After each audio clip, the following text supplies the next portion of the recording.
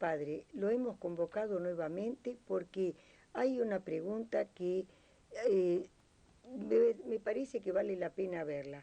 Mucha gente piensa qué es la bioética, porque se nombra mucho últimamente en los medios de comunicación, en la vida cotidiana, pero no sé si hay muchos que sepan exactamente lo que es y lo que significa. Muchas gracias por la pregunta, que efectivamente nos pregunta mucho a la gente sobre este tema. Y la bioética habría que decir que es una ciencia, porque lo es, muy moderna en su concepción actual, y que participa sobre todo de conocimientos médicos, terapéuticos, como tratar a un paciente, y también sobre todo las ciencias que de alguna manera tratan de entender qué es bueno para el ser humano, qué es malo, qué es moralmente lícito, qué es ilícito, etc. Y por supuesto para los cristianos también se nos plantea el problema de qué es pecado o qué no es pecado hacerle a un ser humano. Y todos los que de alguna manera participan en estos temas han ayudado a configurar esta nueva ciencia. Mire, padre, hay gente que piensa que de acuerdo a una escala de valores elemental, la ética es un valor que se realiza con el bien, pero si resulta que aparentemente es como si hubiera una especie de relatividad, porque si para una persona lo bueno es hacer una cosa y para otra podría ser algo totalmente distinto, o la ley de un país piensa que es ética, por un tipo de legislación totalmente opuesta a la que se presenta en otro país, eso se presta mucho a confusión. Por eso yo le pediría que nos aclare todo eso. Sí, con mucho gusto. Realmente habría que hablar en plural de éticas, o de bioéticas, porque en la actualidad, en este mundo en el que vivimos, no existe una sola ética o una sola bioética. Y le pongo un ejemplo de una de las más conocidas, pero que de ninguna manera es la única. Es la que ha desarrollado en el área anglosajona el pensamiento, sobre todo norteamericano, a través de un informe muy famoso de 1967, que se llama el informe Belmont, el Belmont Report, que tuvo una gestión, como todas las cosas que se hacen en Estados Unidos normalmente, están hechas con seriedad, ¿verdad? Fue durante 6 años trabajado lentamente este informe en reuniones que se proyectaron con médicos, científicos, moralistas, teólogos, etcétera, que trabajaron, la verdad, hay que decirlo, arduamente y muy bien. Y terminaron con un informe en el cual se postulan 3 principios que se han vuelto clásicos en el área anglosajona. Dijeron que para entender bien qué se puede y no se puede hacer a un ser humano en los temas de la salud, había siempre que tener en cuenta, primero, el criterio de beneficencia, que se le tocaría principalmente al médico o al personal sanitario.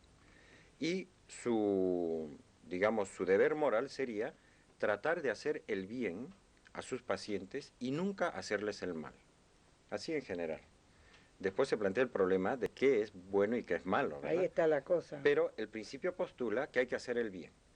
El segundo principio, que lo formularon con una palabra que se remonta tal vez a Kant, es el principio de autonomía, que para ellos significaba sobre todo el famoso consentimiento informado. Habría que añadir el consentimiento bien informado, porque se puede informar de muchas maneras. Pero el principio indica que el paciente tiene derecho a saber de antemano, y también los familiares, qué es lo que va a ocurrir con su cuerpo, con su salud, con los tratamientos que le propone la ciencia médica. Para evitar tantas barbaridades, ¿no? Claro. Y para respetar la dignidad del ser humano, que tiene derecho a decir la última palabra sobre su propia condición personal. Y luego, el tercer principio sería, digamos, darle la voz a la sociedad, que lo llamaron el principio de justicia. Porque la sociedad tiene derecho a intervenir cuando la ciencia médica o los pacientes hacen pedidos que son irrazonables dentro de una circunstancia concreta. Por ejemplo, una sociedad que no tiene recursos ilimitados, exigir tratamientos carísimos podría ser injusto para el resto del cuerpo social. De modo que la sociedad tendría derecho a decir no a ciertos tratamientos excesivamente costosos o imposibles para ese grupo social. De modo que habría que vivir una justicia en el reparto de los recursos entre todos los pacientes de la sociedad. Ahora la cuestión se trata cómo coordinar los tres. El informe Belmont decía que son de muy difícil coordinación estos tres. Y es verdad, porque a veces el médico, en nombre de ayudar a la salud del paciente, está dispuesto a hacer cualquier tipo de gastos, de tecnologías, y muchas veces entiende que hacerle bien al paciente es sobre todo prolongar su vida, ¿no? Y para prolongar su vida, a veces en estados bastante lamentables, ¿no?, hace cualquier tipo de esfuerzos técnicos y económicos. A mí me parece una barbaridad eso. Y en muchos casos es un comercio. Sí, puede ser un comercio, Sí, puede sí. llegarse al ensañamiento terapéutico, Sí. pero también hay un deseo sincero de ayudar al paciente. El paciente, por su parte, a veces puede ser irrazonable en la cantidad de servicios que pide, a veces, ¿verdad? Y puede pedir que toda la sociedad se vuelque a su problema de salud, olvidando que hay muchos otros enfermos y muchas otras situaciones que a lo mejor son todavía más graves o más dramáticas que la suya. De modo que también habría que aceptar que la sociedad, a través de su legislación, intervenga para ver qué sí y qué no, y la seguridad social que cubre, etcétera. Pero eso cuando es el Estado el que se hace cargo económicamente de la cosa. Sí, y por regulaciones también de los privados que intervienen en el campo de la salud, porque puede regular. Esa es una ética.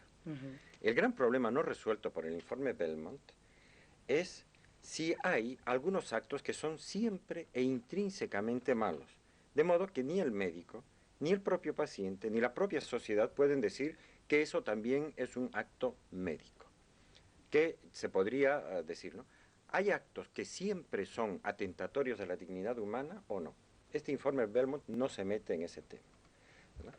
Y por eso hay sociedades, por ejemplo, la actual sociedad holandesa, que ha llegado en el año 1999, llegó al extremo de permitir la eutanasia con niños a partir de los 12 años de edad.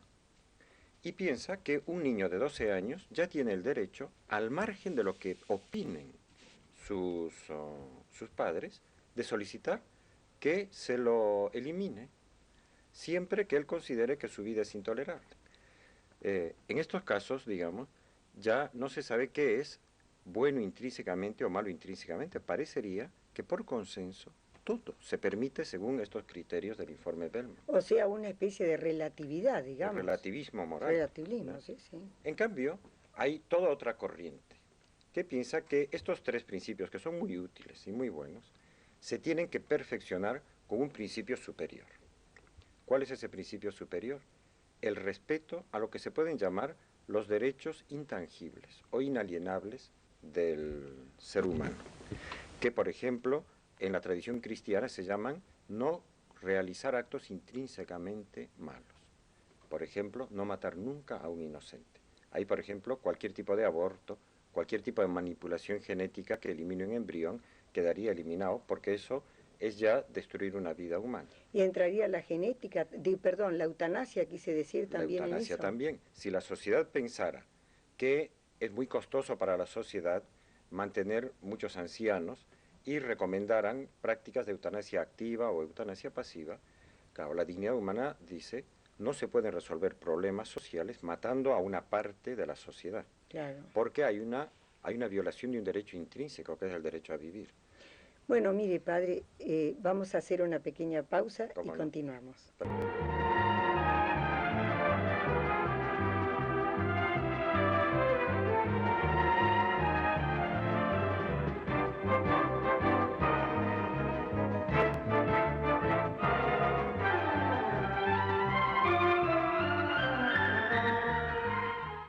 ¿Cómo se entiende qué es en esencia la dignidad humana? ¿Cómo se la debe entender? Sí, la verdad es en que... sus consecuencias, ¿no? Sí. La palabra dignidad realmente tiene como, históricamente, por lo menos dos significados que son distintos, pero que se pueden complementar muy bien. Uno es un significado, digamos, puramente filosófico, y el que lo enunció en tiempos modernos, pero el concepto es muy antiguo, claro, fue Kant. Y Kant decía que la dignidad es una palabra que significa sobre todo que a ningún ser humano, nunca, bajo ninguna circunstancia, se lo puede utilizar como un puro medio para alcanzar otros fines, como una especie de escalón que se puede pisar para que otro pueda subir. De modo que a ningún ser humano, por ejemplo, se lo podría, por poner ejemplos ya dramáticos, un poco excesivos, ¿no?, se lo podría matar por ser anciano para que la sociedad tenga menos problemas de cuidar ancianos. La dignidad sería reconocer que todo ser humano es dueño de su propia vida, de su propio destino, porque está dotado de libertad. Y por lo tanto nadie puede decidir sobre lo que solo él puede decidir. Otro concepto de dignidad que es complementario, pero mucho más rico, ¿verdad?, más perfecto, es el que dice el cristianismo, que dice que el ser humano está dotado de dignidad, no solo porque efectivamente no puede ser usado como un puro medio, como un instrumento, sino da la razón profunda de por qué. Porque el ser humano es hijo de Dios y ha sido creado a imagen de Dios. De modo que para Dios es intangible porque dice, este ser humano, cualquiera, hasta un ser humano profundamente defectuoso, con enfermedades incurables, Dios dice, este también es un hijo mío, no me lo toca nadie, ¿verdad? Es una vida que me pertenece a mí, yo me encargo de él. La dignidad del ser humano está en esa su condición de ser hijo de Dios, hecho a imagen de Dios, y además destinado a una vida eterna, que está acá en la tierra solo de paso.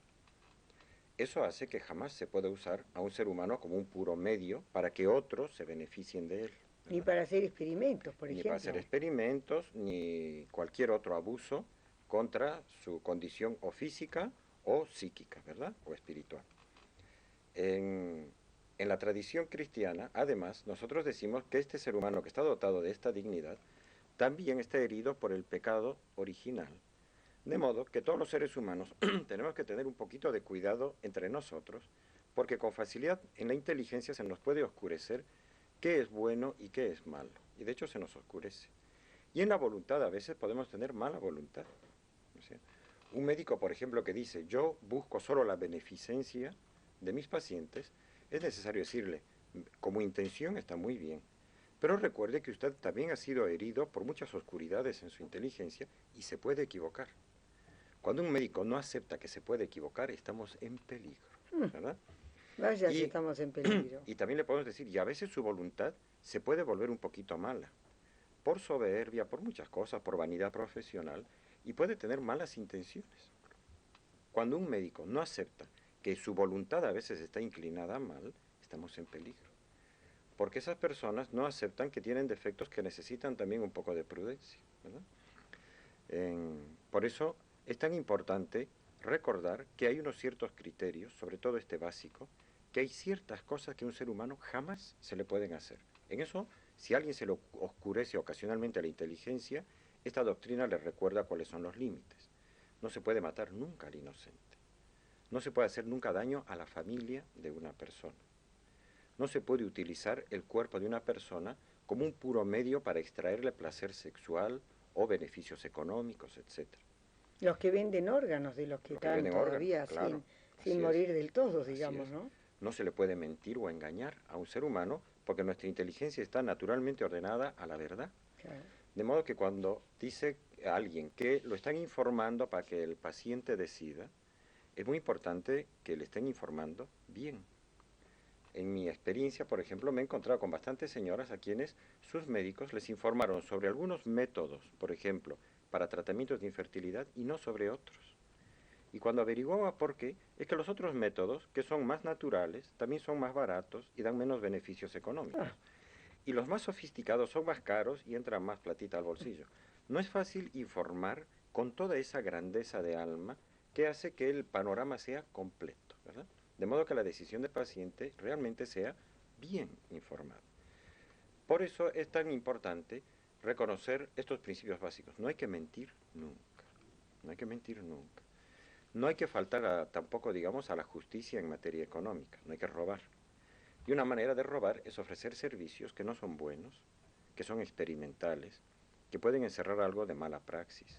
Pero dígame, padre, esa gente que, por ejemplo, ha perdido total y absolutamente por arteriosclerosis el conocimiento de dónde está, quién es, ni nada que se le parezca. Sí. Y no digo la eutanasia porque eso es un disparate, pero cuando mediante equipos y aparatos costosísimos y unos tratamientos de lo más sofisticados que puede haber, en forma artificial le prolongan el sufrimiento, sin que tenga el que está sufriendo la más mínima noción de lo que pasa. A mí me parece una infamia eso, un comercio escandaloso me parece. Todos los extremos, ¿verdad? Eliminar rápidamente para evitarse problemas, o mantenerlo artificialmente con un encarnizamiento sin corazón, simplemente por motivos que pueden ser lucrativos o económicos. Pero ni que hablar. Los excesos se aclaran mucho a la luz de la dignidad de la persona. Por ejemplo, un ser humano tiene derecho a morir e irse a Dios, no a que lo tengan en esta tierra como un vegetal, porque su destino es eterno. De modo que hay que ayudarlo a morir con dignidad. Darle, digamos, la alimentación y las ayudas normales.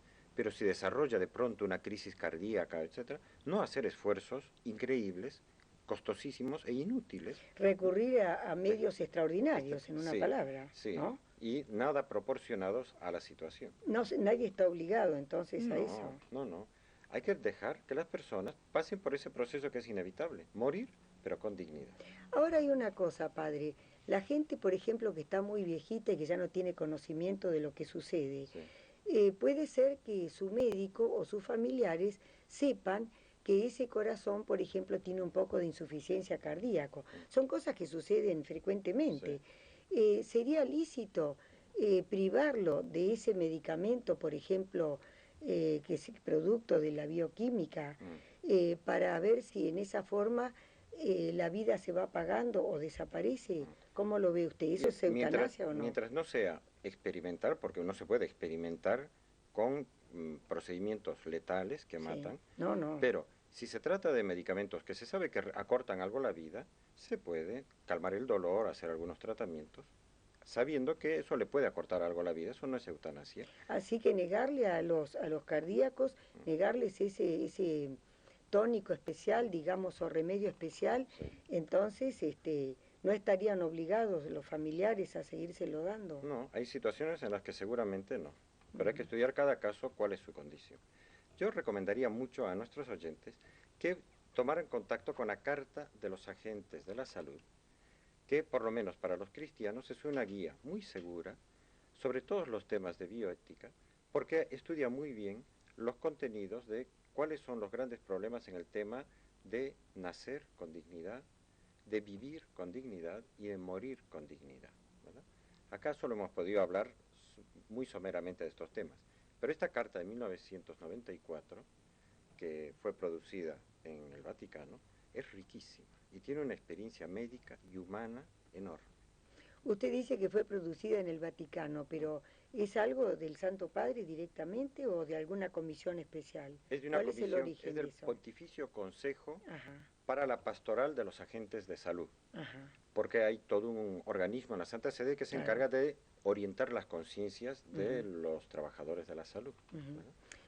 Bueno, padre, nos pasa siempre lo mismo, que nos quedamos con unas cuantas preguntitas en el tintero, pero el tiempo es un tirano que no nos permite continuar. Así que en otra vez será.